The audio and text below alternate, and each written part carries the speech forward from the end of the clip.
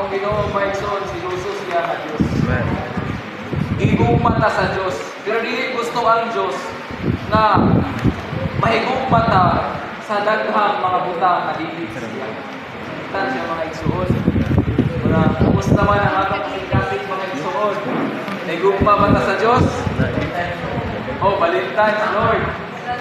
So, mga igsoon, ang atong kasing-kasing, i-design siya para mahigugma sa Ginoo sa kinahigpitan o sa bukos yun mga igsuon.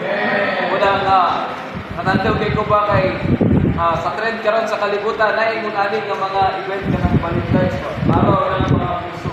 Lord, design siya para may marinig, may gugma ka sa mga tao, then mas magkadoon pa yun, may gugma ka sa imong peers, then mas doon pa yun, mas may gugma ka sa imong partners in life daw.